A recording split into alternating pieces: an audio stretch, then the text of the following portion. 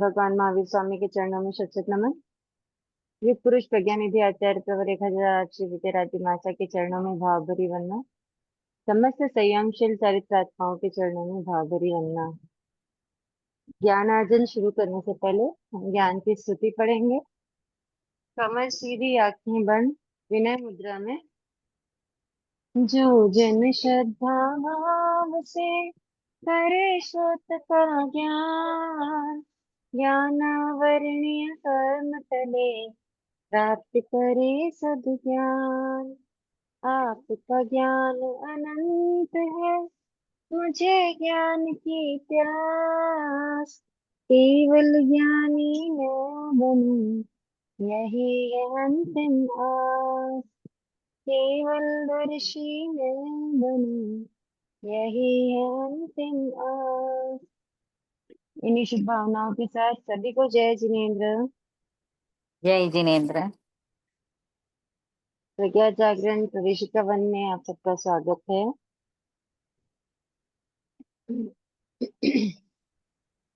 प्रज्ञा जागरण का कोर्स आप सबको पता है। श्री दशकालिक सूत्र के 3 अध्ययन, पाठ समिति 3 गुप्ती का थोकड़ा और छह का थोकड़ा। इसमें से दशकालिक सूत्र के 3 अध्ययन हम कर चुके हैं, है ना। छह का थोकड़ा स्टार्ट किया था।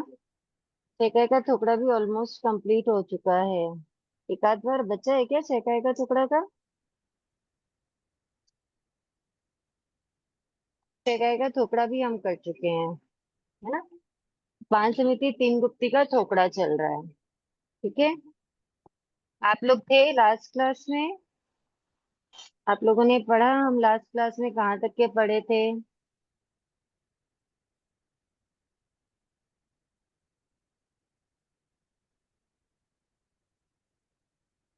कोई भी आप लोग बताते नहीं है। कोई नहीं थे क्या? पिछली क्लास जो हमारी हुई थी पर्यूषण के पहले हुई थी। पर्यूषण के बाद ये अपनी फर्स्ट क्लास हो रही है। पर्यूषण के पहले हम कहाँ तक पढ़े थे? पांच समिति 3 गुप्ती हमने स्टार्ट कर दिया था। ध्यान में है किसी को?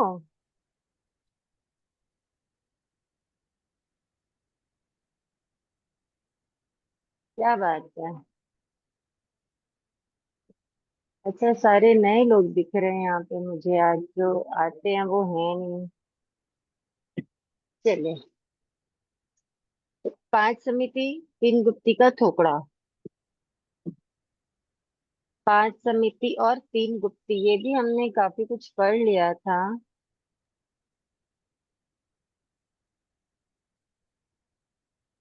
देखिए, आप लोग सब लोग नए लोग हैं। क्या करना है बताइए? पांच समिति 3 गुप्ती शुरू से करवाऊं मैं? आगे का करवाऊं? क्या करवाऊं? आप लोग क्या पढ़ना चाहते हैं बताइए, तो उस हिसाब से पढ़ते हैं। अदरवाइज क्या होगा, बीच से स्टार्ट करूंगी तो आप लोगों को भी कुछ समझ में नहीं आएगा। दीदी 5 समिति 3 गुप्ती कराएंगे ना, जानना भी था मुझे। पांच समिति 3 गुप्ती। पांच समिति 3 गुप्ती का जो थोपड़ा है वो उत्तराध्ययन सूत्र के 24वें अध्ययन के आधार पे चलता है। फिर उत्तराध्ययन सूत्र का 24वां अध्ययन में भगवान ने पांच समिति 3 गुप्ती के बारे में फरमाया है। ठीक है। समिति और गुप्ती। समिति गुप्ती क्या होता है? समिति गुप्ती एक तरीके से साधु जीवन जीने की आचार संहिता है। मतलब जैसे आचार संहिता होती है ना, कि क्या करना क्या नहीं करना, तो वैसे ही समिति गुप्ती भी वही है। सारे रूल्स रेगुलेशंस की एक साधु को अगर चलना है, उठना है, बैठना है, खाना है, पीना है, तो कैसे करना, कब करना, क्यों करना, ये सारी चीजों की जानकारी, ओवरऑल साधु जीवन की हर एक क्रिया, है ना, जो अपना जीवन जीने के लिए जो भी जरूरी काम होते हैं वो करना, तो उनको करने के सारे रूल्स रेगुलेशन समिति गुप्ती में निहित है। ठीक है, समिति गुप्ती समझ में आया कि समिति गुप्ती एक्चुअल में क्या है? समिति, समिति का मतलब होता है सावधानी और यत्न पूर्वक चलने फिरने, उठने बैठने, बोलने आदि की जो सम्यक निर्दोष प्रवृत्ति। 。 . 。 . . . . . . . . . . . . . . . . . . . . . . . . . . . . . . 。 . . . 。 . . 。 . 。 . . 。 . . 。 . . 。 . . 。 .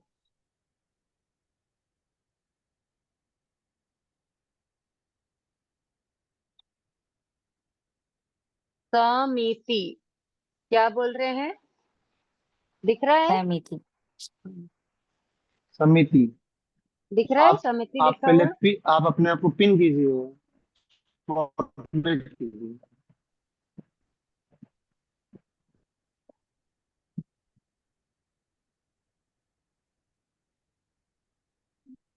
होस्ट कौन है यहाँ पे? मुझे पता नहीं, होस्ट मैं नहीं हूँ।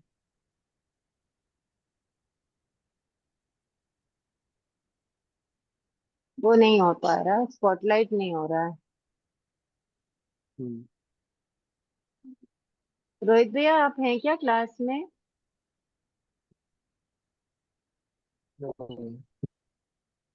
बिना होस्ट के कैसे हो रहा है ये? पता नहीं मुझे। चलिए, थोड़ा बड़ा लिखती हूँ। समिति, ये दिख रहा है समिति लिखा हुआ है ना? जी। समिति, समिति का मतलब होता है चलना फिरना, बोलना, जो भी काम कर रहे हैं उसकी सम्यक निर्दोष प्रवृत्ति।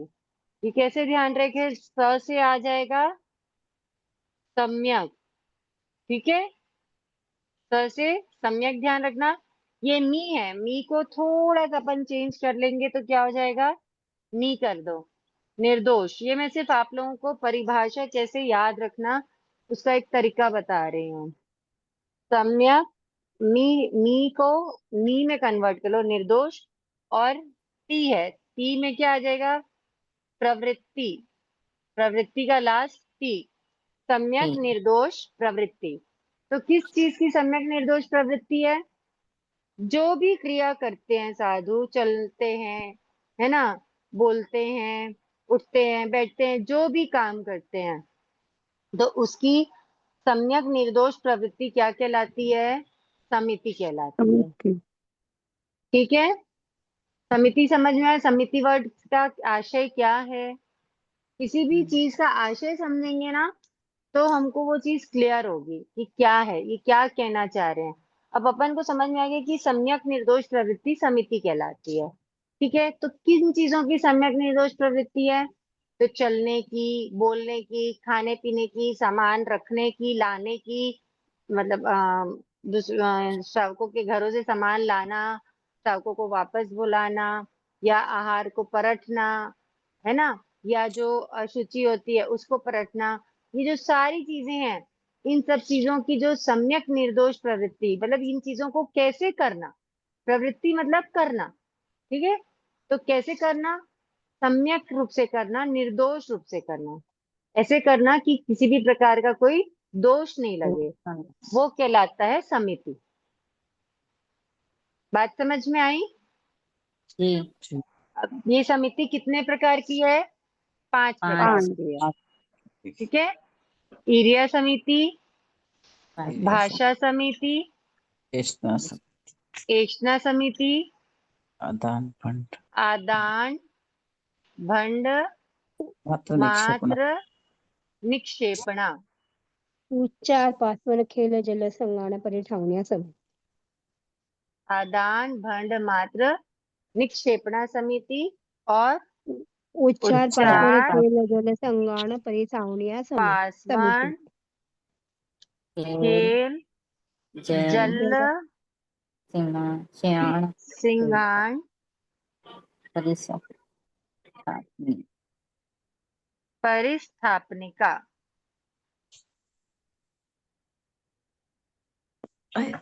ठीक है?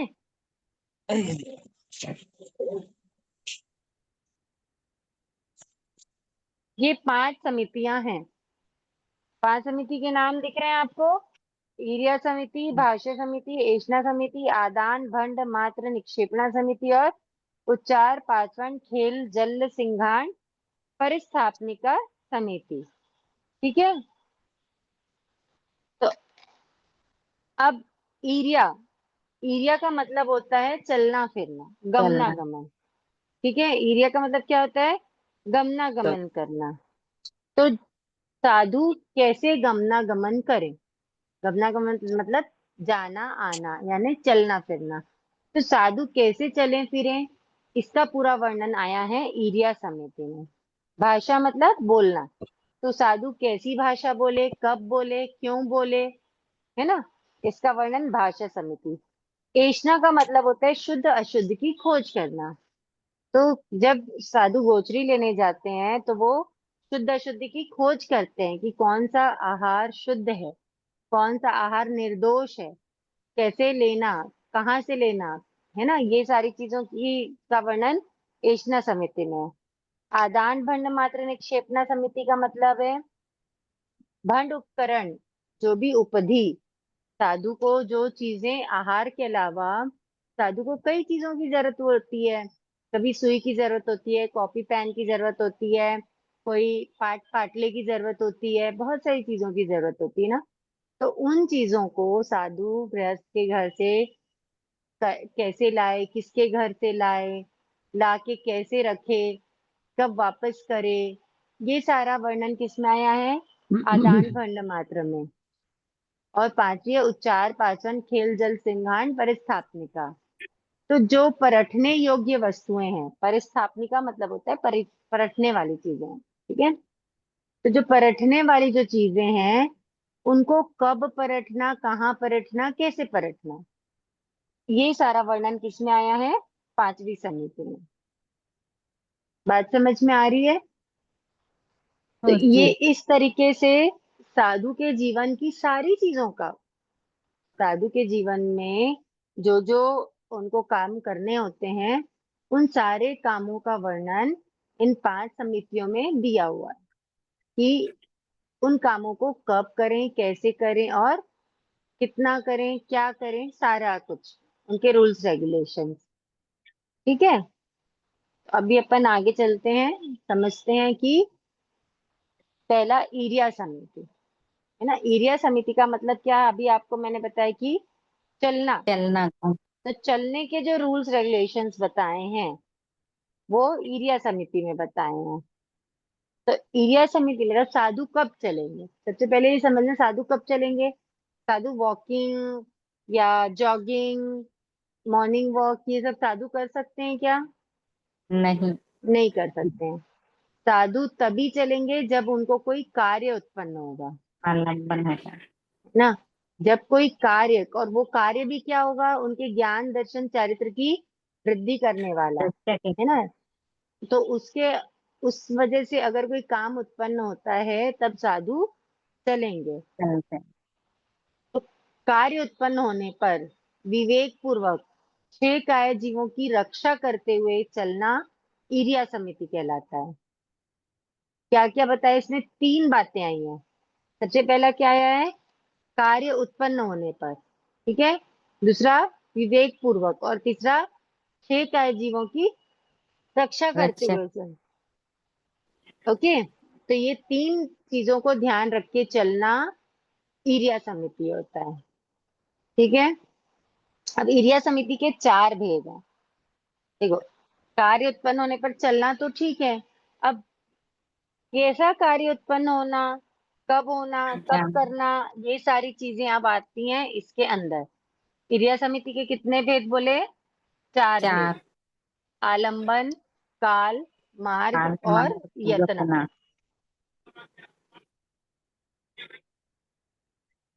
ईरिया समिति, ओके। ईरिया समिति के 4 भेद। पहला क्या है, आलम्बन। आलंबन। दूसरा काल। काल। तीसरा मार्ग। मार्ग। और चौथा है यत्न। यत्न, ठीक है। अब आलंबन, आलंबन का मतलब होता है प्रयोजन, मतलब क्या पर्पज है, किस आधार पे चलने का सोच रहे हैं। तो आलंबन, किसका आलंबन रहता है, ज्ञान ज्ञान दर्शन। दर्शन चारित्र की रक्षा। चलने के पीछे आलंबन क्या होता है, उनके ज्ञान दर्शन चारित्र की रक्षा होती हो तो वो चले, अदरवाइज नहीं चले। जैसे आपने कभी सुना होगा कि जब कोहरा होता है, धुंध होती है ना, कोहरा होता है, तो साधु साध्वी क्या करते हैं उस समय पे, स्थानक में ही रहते हैं, बाहर विहार नहीं करते कोई भी कारण से। स्थानक में तो रहते हैं, स्थानक में भी रहते हुए इधर उधर चलना फिरना कुछ नहीं करते हैं। जैसे रात होती है वैसे ही वो कोहरा के अंदर, सुबह के अंदर भी वही काम। हाँ, चुपचाप अपना एक जगह पे बैठेंगे, बनते कोशिश पूरा उनका मतलब सब कुछ ढक ढुका कर बैठते हैं ऐसे कि थोड़ा अंग भी बाहर मत रहे, जिससे क्या हो, जो अपकाय के जीव, कोहरा मतलब क्या होता है, अपकाय के जीव आने से है भी ना, हाँ। उनकी घात मत हो करके। तो आप समझो जब कोहरा आ गया है, अपकाय जीवों की घात हो सकती है, मतलब चारित्र की रक्षा हो रही है क्या साधु के, दर्शन की रक्षा हो रही है, ज्ञान की रक्षा हो रही है यहाँ पे, नहीं हो रही है। अगर वो नहीं। चलेंगे फिरेंगे तो गड़बड़ है, इसलिए वहां पे वो चलते फिरते नहीं है। बात समझ में आ रही है। जब जी। उनके ज्ञान दर्शन चारित्र की रक्षा का पर्पस होता है, तभी साधु चलेंगे। अदरवाइज आप कभी साधुओं को ऐसा नहीं देखोगे कि साधु किसी से बात करते करते वॉकिंग कर रहे हैं, या स्थानक में ही या उपाश्रय में ही इधर से उधर बेवजह बिना किसी प्रयोजन के घूम रहे हैं। ऐसा कभी देखा क्या? नहीं। शायद नहीं। तो बस वही ध्यान रखना है कि साधु के ईर्ष्या समिति का आलंबन क्या रहता है, ज्ञान दर्शन चारित्र की रक्षा। रक्षा के लिए करना है। ठीक है, आलंबन हो गया। फिर आता है काल। काल। काल मतलब किस समय, दिन रात। जब साधु गमनागमन कर रहे हैं, चलना फिरना कर रहे हैं, तो काल कैसा होना चाहिए, तो दिन दिन रात। में और रात में कभी भी चले तो आवश्यक कार्य होगा तभी चलेंगे, और विवेक जी। पूर्वक चलेंगे। ठीक है, चाहे दिन में जी। चले या रात में चले, आवश्यक कार्य होने पे चलेंगे और विवेक पूर्वक विवेक चलेंगे। पूर्वक चले। तीसरा आता है मार्ग। मार्ग मतलब जो सही रास्ता, मार्ग। तो रास्ता कैसा चुनना चाहिए साधु को, कुमार्ग नहीं सुमार्ग। चुनना चाहिए, हमेशा सुमार्ग, मतलब जिस रास्ते से लोग आते जाते हों, कोई सूना साना रास्ता हो तो वैसा रास्ता नहीं चुनते साधु। जो राजमार्ग होता है, जिस रास्ते से लोगों का आवागमन होता रहता है, जो सुगम रास्ता है, वो साधु चुनते हैं। ठीक है, अब यतना, तो फिर यतना के भी चार भेद हो जाते हैं। आलंबन काल मार्ग तो हो गया, अब यतना के फिर से चार भेद क्या? द्रव्य क्या होते क्षेत्र हैं, काल का। द्रव्य द्रव्य, क्षेत्र काल का। क्षेत्र, क्षेत्र काल काल और भाव भाव भाव। यतना। द्रव्य यतना, क्षेत्र यतना, काल यतना और भाव यतना। अब द्रव्य से क्या यतना करेंगे साधु, छह साधु काय के चलते जीवन। समय, हाँ, द्रव्य से किस बात की यतना रखेंगे, छह काय जीवों की रक्षा करते हुए चलेंगे।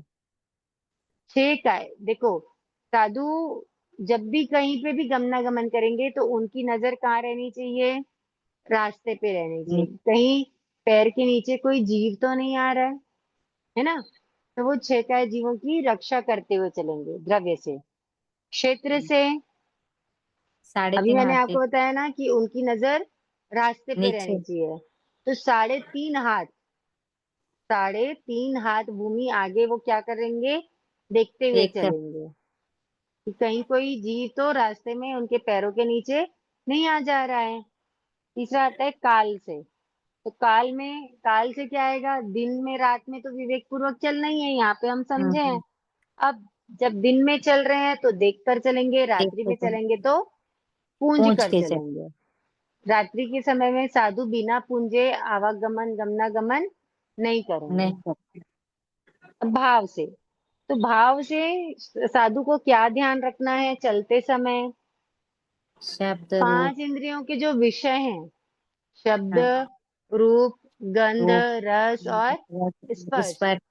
ये 5 इंद्रियों के जो विषय हैं वो, और 5 प्रकार के स्वाध्याय, वाचना, पांच पृच्छना, सोचना परिवर्तना, परिवर्तन अनुप्रेक्षा। अनुप्रेक्षा और कर्म कथा।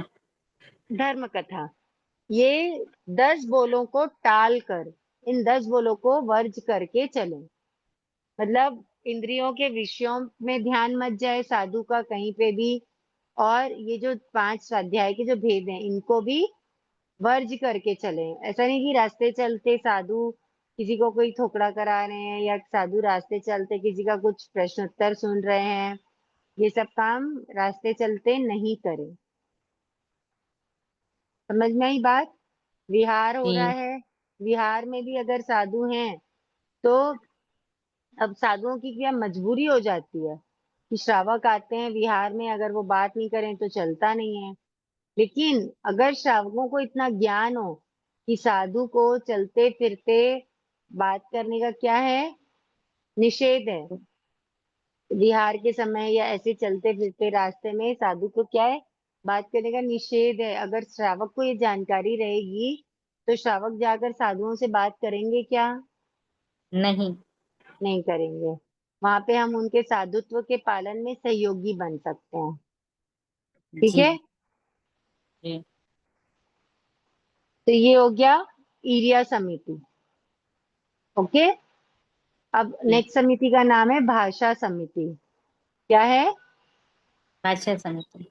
ईरिया समिति में किसी को कुछ पूछना है?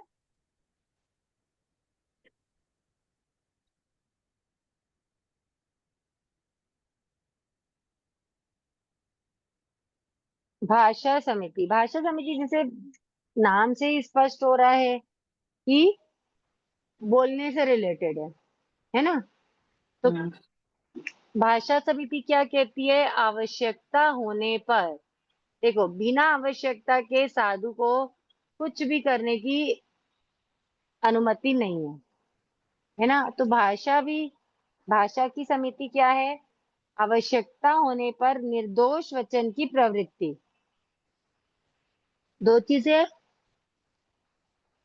क्रिया समिति में अपन तीन चीजें पढ़े थे। आवश्यकता हम्म, होने पर मतलब कार्य उत्पन्न होने पर विवेक पूर्वक 6 कायजीवों की रक्षा करते हुए। तो यहाँ पे भी देखो आवश्यकता होने पर तो आ ही गया, कार्य उत्पन्न होने पर मतलब क्या हो गया? आवश्यक होने पर। आवश्यक है, आवश्यक होने पर निर्दोष वचन की प्रवृत्ति, जैसे उसमें अपन पढ़ते हैं ना 6 कायजीवों की हिंसा को टालते हुए, यानी 6 कायजीवों की रक्षा करते हुए। तो यहाँ पे भी हम्म, निर्दोष वचन की प्रवृत्ति करना है। समझ में आया? भाषा समिति की डेफिनेशन क्या है? आवश्यक होने पर निर्दोष वचन बोलो। की प्रवृत्ति करना भाषा समिति है। समझ में आया? जी। अब भाषा समिति के 4 भेद हैं, द्रव्य, क्षेत्र, काल और भाव। वाव। जैसे अपन उसमें यतना के पढ़े थे ना, हम्म, इसमें भाषा समिति के ही हैं, द्रव्य से, क्षेत्र से, काल काल से वाव और भाव से। भाव वाव। से। ठीक है, अब द्रव्य से, तो द्रव्य से साधु को कैसी भाषा का प्रयोग करना, कैसी भाषा का प्रयोग नहीं करना। तो द्रव्य से कहते हैं कठोर, कर्कश, छेदकारी, भेदकारी, मर्मकारी, सावध्य, क्लेशोत्पादक और मिश्र। कठोर, कठोर भाषा सब जानते हैं कैसी होती है, हम्म, एकदम रूड। ठीक है, कर्कश यानी जो भाषा या जो बोली सुनने में अच्छी नहीं लगती है। अच्छी नहीं लगती। हाँ, कर्कश छेद, भाषा। छेदकारी जो मतलब जाके सीधा चुभ जाए किसी के मन में, दिल में क्या कर दे, छेद कर दे। भेदकारी जो किसी का राज है, किसी का सीक्रेट है, वो ओपन करने वाली भाषा, वो क्या हो गई? भेदकारी। फिर आता है निश्चयकारी। सबको पता है निश्चयकारी भाषा क्या होती है? सावध्य, सावध्य यानी पाप युक्त, जिसको करने से पाप दोष लगता है, वो होता है सावध्य। फिर आएगा क्लेशोत्पादक। क्लेशोत्पादक मतलब क्या हो गया? वही हो गया लड़ाई ठीक है, झगड़ा। किसी के भी बीच में क्या करवाना, लड़ाई झगड़ा लड़ाई। करवाना, क्लेश उत्पन्न करना, कलेश, कलेश बोलते हैं ना, घर में कलेश करवाना, हो गया क्लेशोत्पादक। ओके, क्लेशोत्पादक और मिश्र। मिश्र भाषा मतलब कुछ कुछ भी मिक्सचर वाली भाषा, समझ जाओ। मतलब जिसमें सच भी नहीं है, झूठ भी नहीं है, या आधा सच है आधा झूठ है, इस टाइप की जो भाषा रहती है वो क्या कहलाती है? मिश्र भाषा। तो कठोर, कर्कश, छेदकारी, भेदकारी, निश्चयकारी, सावध्य, क्लेशोत्पादक और मिश्र। ये 8 प्रकार की जो भाषाएं हैं वो साधु नहीं बोले। द्रव्य से साधु को ये 8 प्रकार की भाषाएं बोलने का निषेध। निषेध है। ओके, फिर आता है क्षेत्र से। क्षेत्र से वो फरमाते हैं भगवान की रास्ते चलते नहीं बोले। अभी आपको बताया ना कि रास्ते में चलते हुए वाचन भोजन थामना। हाँ, रास्ते चलते साधु को क्या नहीं करना है? बात नहीं करना। ये भाषा समिति से स्पष्ट होता है कि रास्ते चलते साधु को बात करने का निषेध है। फिर आता है काल से। काल से क्या होता है? कब बोले, है ना, और कैसा बोले। तो बाकी टाइम तो ओके है, पर एक प्रहर रात्रि व्यतीत हो जाने पर, एक धीरे प्रहर बोलना। की रात्रि व्यतीत हो जाने पर, यानी एक प्रहर का टाइम निकल गया शाम सूर्यास्त के बाद का, तो उसके बाद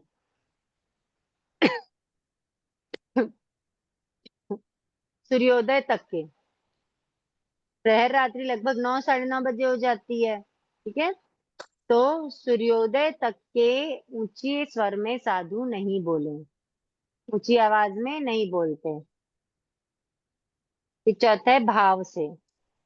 तो भाव से साधु को कैसी भाषा बोलनी चाहिए? क्रोध, मान, माया, लोभ, हास्य, भय, रत्ती वाली मौखर्य और विकथा, ठीक है, ये 8 प्रकार की भाषा का प्रयोग नहीं करना चाहिए। नहीं करना चाहिए। क्यों? क्योंकि ये जो 8 प्रकार की भाषा है वो क्या होती है? राग द्वेष उत्पन्न करने वाली होती है, ठीक है। तो इन जी 8 प्रकार की भाषा का प्रयोग नहीं करें, या 8 प्रकार की भाषा नहीं नहीं बोले, बोला। साधु नहीं बोले।